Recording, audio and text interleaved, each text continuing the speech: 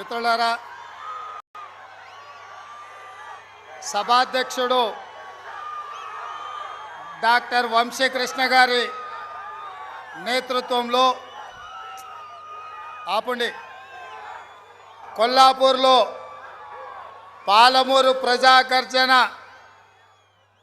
అద్భుతంగా నిర్వహించి ఈ పాలమూరు గడ్డ కాంగ్రెస్ పార్టీకి అడ్డా అని నిరూపించినందుకు మీకందరికీ మనస్ఫూర్తిగా ధన్యవాదాలు తెలియజేస్తున్న మిత్రులారా, ఈరోజు శ్రీమతి ఇందిరాగాంధీ గారి వర్ధంతి. శ్రీమతి ఇందిరాగాంధీ గారంటే పేదోళ్ళ పాలిట దేవత.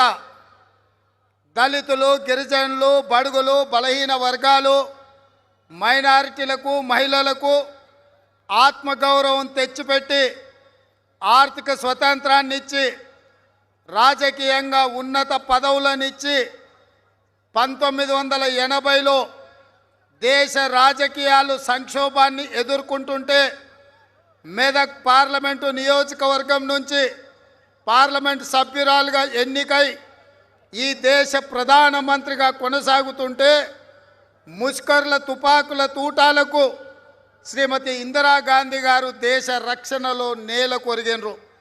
ఆమె చివరి శ్వాస వదిలినప్పుడు, ఆమె చివరి రక్తపు బట్టు ఈ నేలను తాకినప్పుడు శ్రీమతి ఇందిరాగాంధీ ఈ తెలంగాణ ప్రాంతానికి, ఈ 4 కోట్ల ప్రజలకు ప్రతినిధిగా ఈ గల్లీ నుంచి ఢిల్లీ వరకు మన ప్రధానమంత్రిగా ఈ దేశానికి నాయకత్వం వహించారు.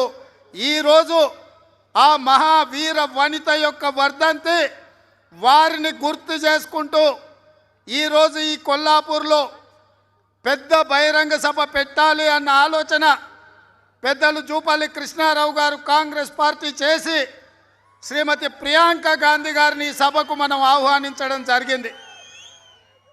కానీ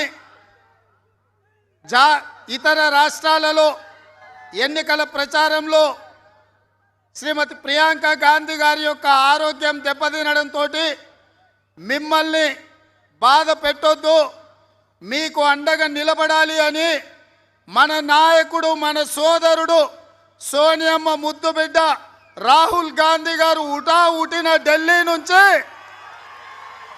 ఈ కొల్లాపూర్కు మిమ్మల్ని కలవడానికి వచ్చిండు. కాబట్టి మిత్రులారా, పెద్ద ఎత్తున చప్పట్లతోని శ్రీ రాహుల్ గాంధీ గారికి స్వాగతం పలకండి.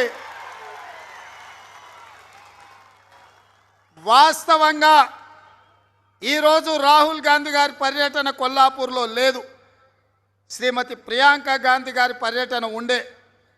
అర్ధాంతరంగా వారి పర్యటన ఆగిపోవడంతో ఈరోజు మనల్ని వారి కుటుంబ సభ్యులుగా భావించారు. కాబట్టి హుటాహుటిన ప్రత్యేక విమానంలో హైదరాబాద్లో దిగుతే హెలికాప్టర్ మన చాపరతను టైం అయిపోయింది, నేను నడపను, మీరు రోడ్డు మీద వెళ్ళాల్సి ఉంటే వెళ్ళండి అని అంటే, ఎందుకు అని అంటే అక్కడ ల్యాండింగ్ చేసేటప్పుడు ప్రమాదం ఉంది, చెప్పలేము అని అంటే రాహుల్ గాంధీ గారు చెప్పిండ్రు, ఆ ప్రమాదాన్ని ఎదుర్కోవడానికైనా నేను సిద్ధంగా ఉన్నా,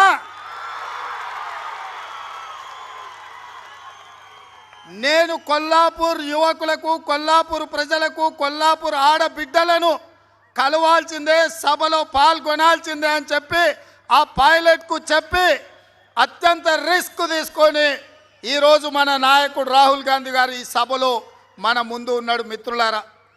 మిత్రులారా, మీరు ఆలోచన చేయండి.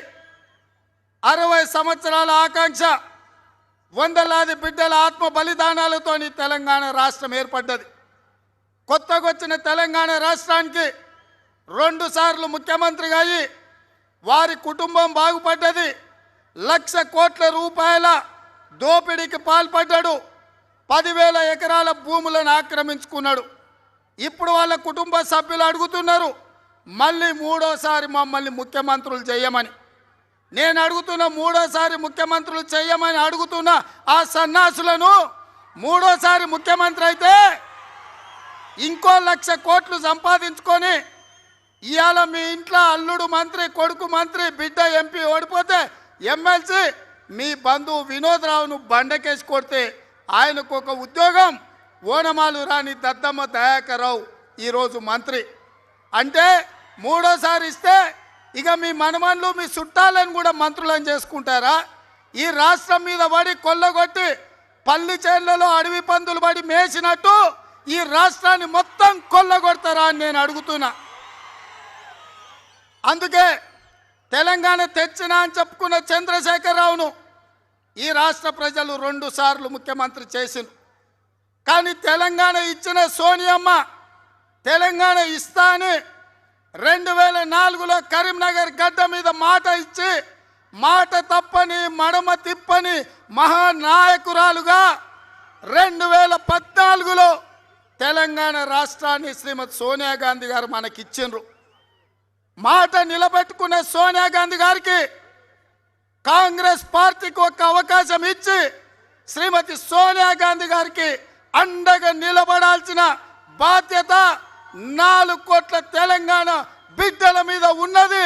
మీ ప్రతినిధిగా మీ బిడ్డగా ఈ ప్రాంతం వాడిని, ఈ నల్లమల బిడ్డను, ఈ అచ్చంపేట శాసనసభ నియోజకవర్గంలో కొండారెడ్డిపల్లి గ్రామంలో ఒక వ్యవసాయ కుటుంబంలో పుట్టిన నేను ప్రభుత్వ పాఠశాలలో చదువుకున్న నన్ను ఆ గల్లీ నుంచి శ్రీమతి సోనియా గాంధీ గారు ఈరోజు తెలంగాణ రాష్ట్ర కాంగ్రెస్ పార్టీ అధ్యక్షుడిగా నియమించింది. నేను అడుగుతున్న ఈ నల్లమల బిడ్డల్ని మీ సోదరుడుగా, మీ తమ్ముడుగా, మీ అన్నగా, మీ బిడ్డగా ఈరోజు కాంగ్రెస్ పార్టీకి అధ్యక్షత వహించే అవకాశం వచ్చి 119 మందికి బీఫాములు ఇచ్చే అధికారం మన నాయకుడు రాహుల్ గాంధీ గారు ఇచ్చిండ్రు. మరి ఈ జిల్లాలో ఉన్న 14 ఎమ్మెల్యేలను గెలిపించే బాధ్యత ఈ గడ్డ మీద పుట్టిన ప్రతి బిడ్డకు ఉందా లేదా మీరు ఒక్కసారి ఆలోచన చేయండి బిడ్డలారా. ఇవాళ వాడైండు, వీడైండు, ఎవడెవడో అయిండు, కానీ పాలమూరు పూర్తి కాలే, కల్వకుర్తి కంప్లీట్ కాలే, భీమా, నెట్టెంపాడు, కోయిల్ సాగర్ ఎక్కడేసిన గొంగడి అక్కడనే ఉంది. ఇవాళ వలసలాగలేదు, ఆత్మహత్యలు నివారించలేదు. అట్లాంటి ఈ పాలమూరు జిల్లాను పసిడి పంటల